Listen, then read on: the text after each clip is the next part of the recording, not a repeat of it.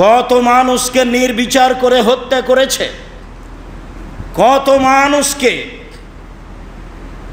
Cross ফায়ারে হত্যা করেছে, কত মানুষকে গুম করে হত্যা করেছে। সিলেটের উল্লেখযোগ্য সুনামধন্য ব্যক্তি ইলিয়াস তার একজন। সাগরের গভীর পানিতে নিয়ে গিয়ে গায়ের সাথে ভারী পাথর বেঁধে দিয়ে পানিতে ছেড়ে দেওয়া হয়েছে। জুলুম কত হতে পারে, আরো কত আছে কে না জানে। জুলুম করে কেউ টিকতে পারে না। জেলখানায় বন্দি করে আলেম ওলামাদের হত্যা করেছে, জেলখানায় বন্দি করে বহু মানুষকে আজীবন জেলে রেখেছে। মাওলানা দেলোয়ার হোসেন সাইদি রাহিমাহুল্লাহ তার একজন। জুলুম করে কেউ টিকতে পারে না, জুলুমের ফলাফল ভোগ করতেই হবে একদিন। এদেশের সুশিক্ষিত ভবিষ্যৎ জাতীয় সম্পদ নিরপরাধ নিরীহ ছেলেদেরকে কত শতকে হত্যা করেছে, যা আপনারা ভালোভাবেই জানেন। হত্যা করা মহাপাপ। মহান আল্লাহ বলেন, ওমান ইয়াকতুল মুমিনান মুতাআম্মিদা, কেউ যদি বিশ্বাসী একজন মুসলিম পুরুষকে হত্যা করে তাহলে তার ফলাফল জাহান্নাম, খালেদান ফিহা, তাকে চিরদিন জাহান্নামে থাকতে হবে। ওয়া লানাহু, তার প্রতি আল্লাহ অভিশাপ করেছেন। ওয়াদাল্লাহু লাহু আযাবান আযীমা, আল্লাহ তার জন্য বড় শাস্তি ঘোষণা দিয়েছেন। মহান আল্লাহ বলেন, মান কাতালা নাফসান বিগাইরি নাফসিন, কেউ যদি কোনো মানুষকে অন্যায়ভাবে হত্যা করে থাকে, কান্নামান কাতালান নাসা জামিয়া, সেজন্য একজন মানুষকে হত্যা করে সারা পৃথিবীর মানুষকে হত্যা করলো। এই কথা আল্লাহ তাআলা বলেন। এমন কথা মুহাম্মদ সাল্লাল্লাহু আলাইহি সাল্লাম বলেন। এমনিতে আল্লাহ বলেছেন খুনের বদলে খুন। রাসূল সাল্লাল্লাহু আলাইহি সাল্লাম বলেছেন একজনকে খুন করতে গিয়ে যদি হাজারো জন অংশগ্রহণ করে সবাইকেই খুন করতে হবে। এটা আল্লাহর বিধান, এটাই রাসূল সাল্লাল্লাহু আলাইহি সাল্লামের বিধান। আবার স্বৈরাচারী শাসকের ব্যাপারে মুহাম্মদ সাল্লাল্লাহু আলাইহি সাল্লাম বলেন, সাইয়্যিদুশ শুহাদা হামজা ইবনে আব্দুল মুত্তালিব, শহীদদের সর্দার হচ্ছেন হামজা ইবনে আব্দুল মুত্তালিব। পৃথিবীতে সবচেয়ে দামি শহীদ মুহাম্মদ সাল্লাল্লাহু আলাইহি সাল্লামের চাচা হামজা ইবনে আব্দুল মুত্তালিব।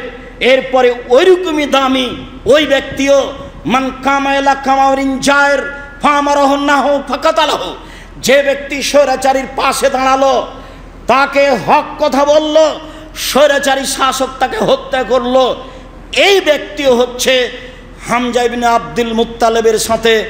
এই কথা মুহাম্মদ সাল্লাল্লাহু আলাইহি সাল্লাম বলেন, হাদিস সহিহ। কত জুলুম করেছে সবাই জানে। দেশের উন্নয়নের নামে কত শত কোটি বেহিসাব টাকা বাহিরে পাঠিয়েছে। এই দেশের শত কোটি টাকা খরচ করে মূর্তি ও ভাস্কর্য নির্মাণ করেছে, কে না জানে না, সবার জানা আছে। জুলুম করে মানুষ রেহাই পায় না। শতাব্দী তার প্রমাণ, মানুষ তার প্রমাণ। পরবর্তীতে বিচার হবে যা হবেই। আমি বলছি জুলুমের ফলাফল তো মানুষকে ভোগ করতেই হবে। যারা সমাজের দেশের দায়িত্ব পালন করবে তাদের জন্য, অন্তত বাংলাদেশের জন্য 1 নম্বর জরুরি কাজ হবে এদেশের যে আপনার রয়েছে জাতীয় সঙ্গীত রয়েছে, এটাকে প্রথমে বাতিল করতে হবে। যতবার রবীন্দ্রনাথ ঠাকুর বলেছে ওমা তোমার আকাশ তোমার বাতাস, ততবার ঠাকুর বলেছে ও কালিমা তোমার আকাশ তোমার বাতাস। তাই আমি আজ থেকে নিয়ে 30 বছর আগেও বলেছি তার বাপের আকাশ, এটা আল্লাহর আকাশ। কি করে ঠাকুর বলতে পারে? আমার দুধের সন্তান কি করে প্রতিষ্ঠানে গিয়ে বলতে পারে ওমা তোমার আকাশ তোমার বাতাস, ও কালিমা তোমার আকাশ তোমার বাতাস? এটা ঠাকুর বলতে পারে। আমি মুসলিম চিররণবীর, মরণকে করি না ভয়, মরলে শহীদ বাঁচলে গাজী, আমার উভয় সমান। আমার আর পরোয়া কি? কাজেই আমার সব সময় সমান। আমার ছেলে মুখে এই সঙ্গীত বলতে পারে না, ঠাকুরের আল্লাহকে আমার সন্তান বড় বলতে পারে না। ঠাকুরের আল্লাহ কালিমা। আমি বলেছি এই দেশের সিলেবাস পরিবর্তন করতে হবে।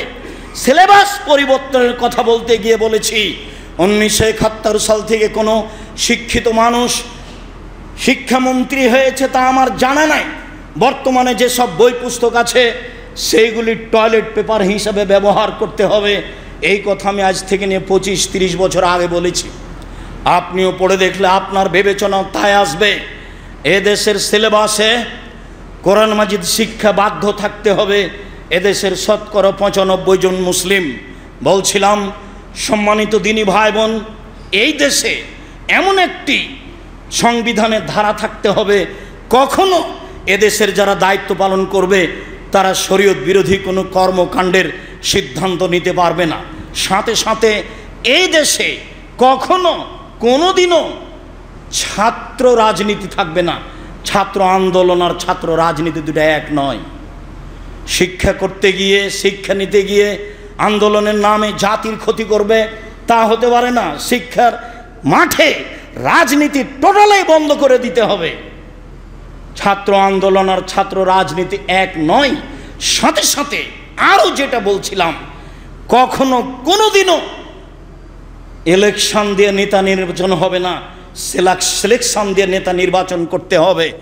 কয়েকজন বুদ্ধিজীবী মানুষ বসে সরকার নির্বাচন করবেন, যা ঘোষণা করেছিলেন অর্ধ পৃথিবীর খলিফা কুশাগর বুদ্ধিজীবী রাজনীতিবিদ ওমর, অর্ধেক পৃথিবীর নেতা কুশাগর বুদ্ধিজীবী রাজনীতিবিদ ওমর বলেছিলেন, শোনো, 6 জন মানুষকে নির্ধারণ করছি, 6 জন মানুষ বসে একজন নেতা নির্বাচন করবে। এ কথাই ঠিক। চিরদিনের জন্য এই মাটিতে মূর্তি তৈরি বন্ধ করতে হবে। পক্ষান্তরে যত মূর্তি আছে, যত ভাস্কর্য আছে, মুসলিম দেশে এই মূর্তি ভাস্কর্য থাকতে পারে না। মূর্তি ভেঙে দেওয়া নবীদের চরিত্র, মূর্তি ভেঙে দেওয়া সাহাবীদের চরিত্র। ইব্রাহিম আলাইহিস সালাম বললেন, তাল্লাহে লা সুমান্না তাল্লাহে লা কিদান্না আসনামাকুম, শোনো, আমার বাপের সাথে যারা রয়েছ, আমি তোমাদের মূর্তিকে ভেঙে চৌচির করে দেব। ফা জালাহুম দুদাদা, ইব্রাহিম আলাইহিস সালাম মূর্তিগুলিকে টুকরা টুকরা খান খান করে দিলেন। আব্দুল্লাহ ইবনে মাসউদ রাদিয়াল্লাহু তাআলা আনহু বলেন, দাখালা মুহাম্মদ সাল্লাল্লাহু আলাইহি সাল্লাম কাবাতা ওয়া হাওলাল কাবা সিত্তুনা সালাসা নসব। যখন আল্লাহর নবী কাবা ঘরে ঢুকলেন, তখন কাবা ঘরের ভিতরে 360টি মূর্তি ছিল। মূর্তিগুলি ছিল তার বাপ ইব্রাহিমের, মূর্তিগুলি ছিল ইসমাইল ইসাহাকের। তিনি একটা লাঠি হাতে নিলেন, ফাজালা হেন ওতোহা বেউদিন ফেদিহি, যে হাতে লাঠিটা আছে সেই লাঠি দিয়ে মূর্তিগুলি ভাঙতে লাগলেন। মুখে বলতে লাগলেন, জাল হক, এসেছে সত্য, অজহাকাল বাতিল, চলে গেছে মিথ্যা, ইন্নাল বাতিলা, নিশ্চয় মিথ্যা, কানা জাহুকা, চিরদিন মিথ্যা। এই বলে তিনি সব মূর্তিগুলি ভেঙে দিলেন।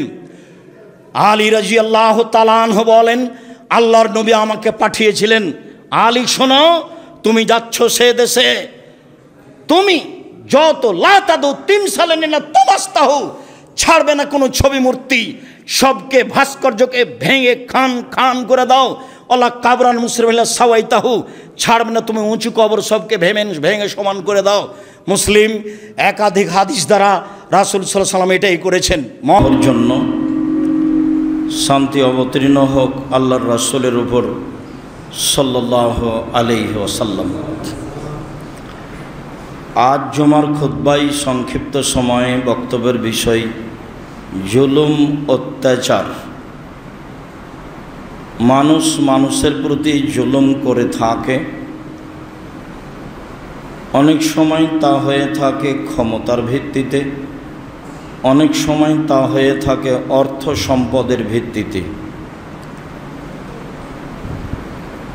যেসব পাপ মানুষের সাথে জড়িত, যেসব পাপ আল্লাহ তাআলা ক্ষমা করেন না, তার সবচেয়ে বড় পাপ হলো জুলুম, যা আল্লাহ তাআলা ক্ষমা করেন না। ক্ষমা মানুষের হাতে রয়েছে, অন্যথায় বিচারের মাঠে নেকি দিয়ে পূর্ণ করতে হবে, আর না হয় পাপ নিয়ে মাজলুমকে পাপ থেকে খালি করতে হবে। এটাই হচ্ছে জুলুমের ফলাফল। পৃথিবীতে চিরদিনই মানুষ মানুষের প্রতি জুলুম করেছে। এখনো করছে, সময়ের গতিতে করবে, এ কথাই ঠিক।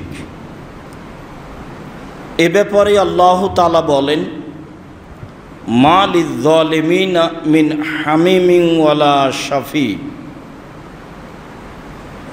বিচারের মাঠে জালেমের কোনো অন্তরঙ্গ কাছের বন্ধু থাকবে না, এবং জালেমের পক্ষ থেকে কেউ সুপারিশকারী থাকবে না যার কথা মেনে নেওয়া যেতে পারে। সে থাকবে নিরুপায় অবস্থায়। আল্লাহ তাআলা অন্য জায়গায় বলেন, ওমা লিয-যালিমিনা মিন নাসির। বিচারের মাঠে জালেম অত্যাচারীর কোনো প্রকার সাহায্য সহযোগিতাকারী থাকবে না। আল্লাহ তাআলা অন্য জায়গায় বলেন, ওমা হিয়া লিয-যালিমিনা বিবাঈদ। জালেম যে ধ্বংস হয়ে যাবে, তার ধ্বংস হওয়াটা দূরে নয়, সময়ের ব্যবধানে হঠাৎ করে তাকে জুলুমের ফল ভোগ করতে হবে, এইটা স্বাভাবিক। আল্লাহ তাআলা বলেন, ওয়া কাযালিকা আখযু রাব্বিকা ইযা আখাযাল কুরা ওয়া হিয়া যালিমা। অনুরূপী আপনার প্রতিপালকের ধরা যখন তিনি কোনো জালেম জনপদকে ধরেন, নিশ্চয়ই তার ধরা বড় কঠিন। আপনার প্রতিপালকের ধরা অনুরূপী, যখন তিনি কোনো জালেম জনপদকে ধরেন, নিশ্চয়ই তার ধরা বড় কঠিন। তিনি যখন ধরেন তখন শক্তভাবেই ধরেন। যারাই জীবনে জুলুম করেছে তারা সময়ের গতিতে ধরা পড়েছে, কিছু আগে কিছু পরে। জুলুম। আবু যার গেফারি রাদিয়াল্লাহু তাআলা আনহু বলেন, রাসূল সাল্লাল্লাহু আলাইহি ওয়াসাল্লাম বলেছেন, আল্লাহ তাআলা বলেন, ইবনা আদম, হে আদমের ছেলে মেয়ে শোনো, ইন্নী হারামতু যুলমা আলা নাফসি। আমি নিজের উপরে জুলুম করা হারাম করেছি। আমি আল্লাহ, আমি নিজের উপরে জুলুম করা হারাম করেছি। ওয়া জাআলতুহু বাইনাকুম মুহাররামান। আর তোমাদের মাঝেও আমি জুলুম কাজটা হারাম করেছি। ফালা তাজালামু, অতএব তোমরা পরস্পরে জুলুম করো না। তাহলে তিনটা বাক্য হলো। প্রথমে হলো এই, আমি আমার উপরে জুলুমকে হারাম করেছি। এটা কি? এইটা হলো এই যে আপনি আমার কাছ থেকে টাকা কর্জ নিয়ে বলছেন দিব না বা নিইনি, তো এই যে জুলুম করলেন আপনি, তো আপনি এখন বলছেন যে আল্লাহ আমি পাপটা করেছি, ক্ষমা করে দাও। তো এইটা যদি আল্লাহ ক্ষমা করে দেন তাহলে হবেন আল্লাহ জালেম। পাপের সম্পর্ক তো আমার সাথে, এই টাকা তো আমার। কাজেই এই পাপ যদি ক্ষমা হয়ে যায় তাহলে আল্লাহ হলেন জালেম। তাই আল্লাহ বলছেন জুলুম কাজ আমি নিজের উপরে কি করেছি? হারাম করেছি। এমন কাজ আমি করব না। একজন জমি দখল করে বলল আল্লাহ মাফ করো, আর আমি দখলকারীকে মাফ করে দিব, এমন কাজ আমি করব না। এইটা আমার উপরে হারাম করেছি। তাই হলো জুলুমকে আমার উপরে কি করেছি? হারাম করেছি। ওয়া জাআলতুহু বাইনাকুম মুহাররামা। পৃথিবীর মানুষ, আমি তোমাদের উপর জুলুম কাজটাকে চিরদিনের জন্য হারাম করেছি। কখনো কেউ জেনে বুঝে জুলুম করো না, পরস্পরে জুলুম করো না। আবু হুরায়রা রাদিয়াল্লাহু তাআলা আনহু বলেন, রাসূল সাল্লাল্লাহু আলাইহি ওয়াসাল্লাম বলেছেন, আল মুসলিম আখুল মুসলিম, একজন মুসলিম আর একজন মুসলিমের ভাই। লা ইয়াজলিমুহু, প্রথমত একজন আর একজনের প্রতি জুলুম করতে পারে না। ওয়ালা ইয়াখজুলুহু, একজন আর একজনকে অপমান করতে পারে না। ওয়ালা ইয়াহকিরুহু, একজন আর একজনকে তুচ্ছ মনে করে কোনো কিছু করতে পারে না। তিনটাই জুলুম, যা একটা হাদিসে প্রমাণ হবে পরে। কেউ যদি কারো মান সম্মান নিয়ে ছিনিমিনি করে তাহলে সেটাও হলো জুলুম। উমামা বাহিলি রাদিয়াল্লাহু তাআলা আনহু বলেন, রাসূল সাল্লাল্লাহু আলাইহি ওয়াসাল্লাম বলেছেন, সিনফান মিন উম্মতি লান তানালাহুমা শাফাআতি, আমার উম্মতের দুই শ্রেণীর মানুষের জন্য আমি সুপারিশ করব না। বিচারের মাঠে আমার সুপারিশে জাহান্নাম থেকে মানুষ বের হয়ে যাবে যার অন্তরে সরিষা সমপরিমাণ ঈমান আছে। আমি সবকে জাহান্নাম থেকে বের করে নিব সুপারিশের মাধ্যমে। তবে দুই শ্রেণীর মানুষের জন্য আমি মুহাম্মদ সাল্লাল্লাহু আলাইহি ওয়াসাল্লাম সুপারিশ করব না। এক, ইমামুন যালুমুন গাশ, স্বেচ্ছাচারী স্বৈরাচারী জালেম নেতা। প্রথম বাক্য এটাই, যারা স্বৈরাচারী স্বেচ্ছাচারী অত্যাচারী নেতা, এমন জালেমের জন্য আমি সুপারিশ করব না। দুই, অকুল্ল গালিন মারিক, আর প্রত্যেক ধর্মচ্যুত বিশ্বাসঘাতক, যারা সমাজে মানুষের সাথে গাদ্দারি করে, বিশ্বাসঘাতক, আমি মুহাম্মদ সাল্লাল্লাহু আলাইহি ওয়াসাল্লাম তার জন্য সুপারিশ করব না। আমার সুপারিশে জাহান্নাম থেকে মানুষ বের হয়ে যাবে যার ভিতরে সরিষা সমপরিমাণ ঈমান আছে, এমন কেউ থাকবে না। তবে আমি নিজেই দুই শ্রেণীর লোকের জন্য সুপারিশ করব না। তার এক শ্রেণীর মানুষ হলো অত্যাচারী জালেম শাসক, আর এক শ্রেণীর মানুষ হলো বিশ্বাসঘাতক গাদ্দার। আবু মুসা আশআরী রাদিয়াল্লাহু তাআলা আনহু বলেন, রাসূল সাল্লাল্লাহু আলাইহি ওয়াসাল্লাম বলেছেন, ইন্নাল্লাহা লা ইউমলি লিয-যালিম, নিশ্চয় আল্লাহ তাআলা জালেমকে সুযোগ দেন। তাহলে জালেম অনেক দিন আমার আপনার উপরে অত্যাচার করার সুযোগ পাবে, আর আমার আর আপনার মনে হবে যে আমি এত বড় মাজলুম, তা আল্লাহ বিচার করে না কেন? তো হাদিস তো বুখারী মুসলিম। আল্লাহ বলছেন, আল্লাহর নবী বলছেন যে জালেমকে আল্লাহ সময় দেন যে জুলুম করো। তাহলে কত মানুষ তার হাতে নির্যাতিত হয়ে দুনিয়া থেকে চলে যাবে, কিন্তু জালেমের বিচার হবে না, মানে দেরিতে হবে।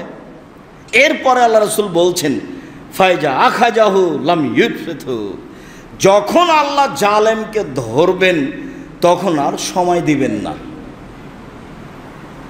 হাদিস বুখারী মুসলিম। যখন আল্লাহ জালেমকে ধরবেন তখন আর সময় দিবেন না, সময় পাবে না জালেম, এ কথাই ঠিক। তবে জুলুম করার লম্বা সময় পাবে, যখন ধরবেন তখন সুযোগ দেওয়া হবে না।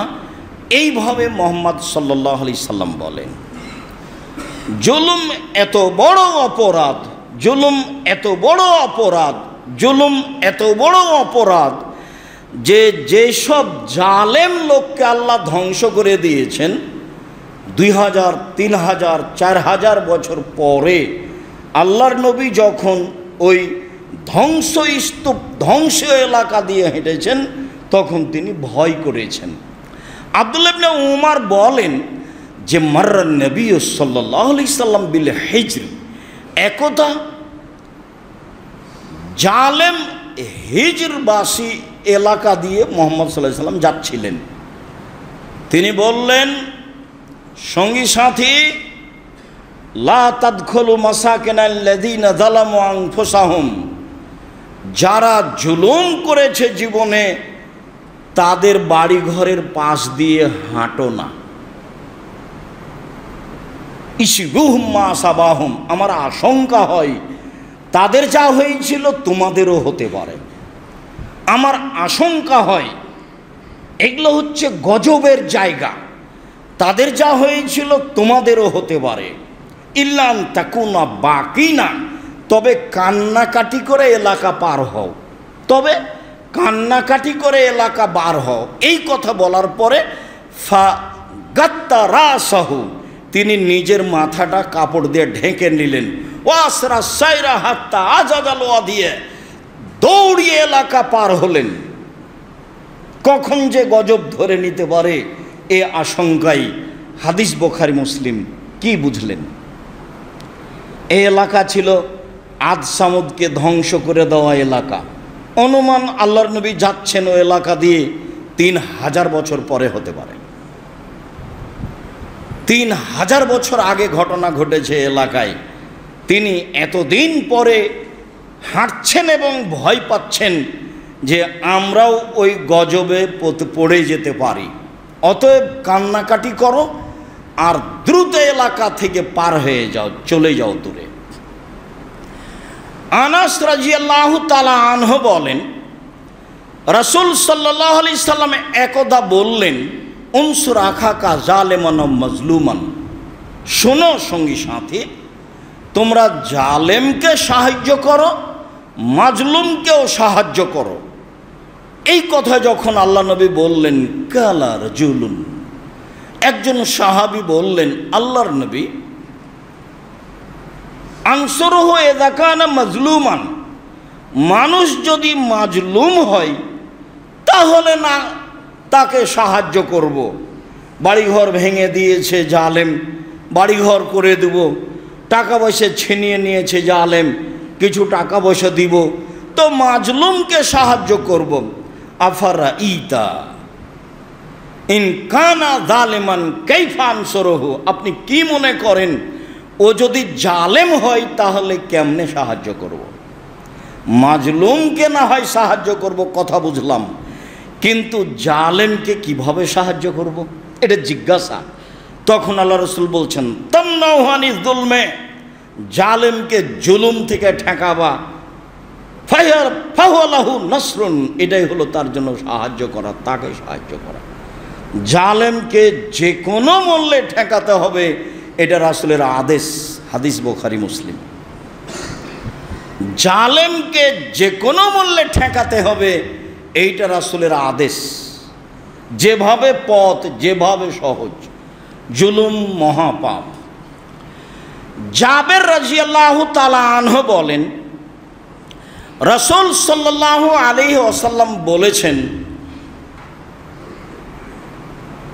ফাত্তাকুয যুলমা ফাইন্না যুলমা যুলুমাতুন, পৃথিবীর মানুষ জুলুম থেকে বেঁচে থাকো, জুলুমের ফলাফল অন্ধকার। ইহকালেও হতে পারে, পরকালেও হতে পারে। জুলুমের ফলাফল অন্ধকার, এটা কি? জুলুমের ফলাফল অন্ধকার বলে আল্লাহর নবী চুপ থাকলেন। তার মানে অন্ধকারে যেমন পথ দেখা যায় না, যখন আল্লাহ জালেমকে ধরবেন তখন তার বের হয়ে যাওয়ার পথ থাকবে না। তার নাম হলো জুলুমের ফলাফল অন্ধকার। অন্ধকারে তো চলা যায় না। আল্লাহ নবী কেন বললেন যে জুলুমের ফলাফল হলো অন্ধকার? তার মানে কি? অন্ধকারে হাঁটা যায় না। জালেম যেদিন ধরা পড়বে সেদিন পালিয়ে যাওয়ার পথ পাবে না। দেখে তো পথে চলা লাগে, তো পথই তো নাই, তো চলবে কি দিয়ে?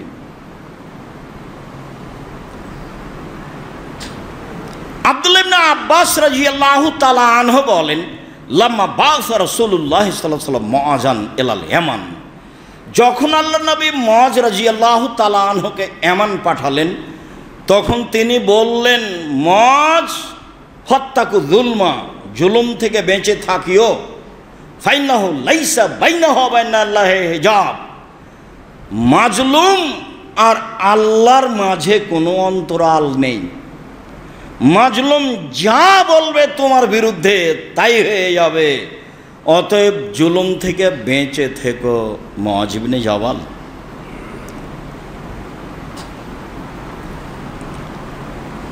খোজামা ইবনে সাবিত রাদিয়াল্লাহু তাআলা আনহু বলেন, রাসূল সাল্লাল্লাহু আলাইহি ওয়াসাল্লাম বলেছেন, ফাত্তাকু যুলমা, তোমরা জুলুম থেকে বেঁচে থাকো, ফাইন্নাহা তাসআদু ইলা সামাই কান্নাহা শারারা,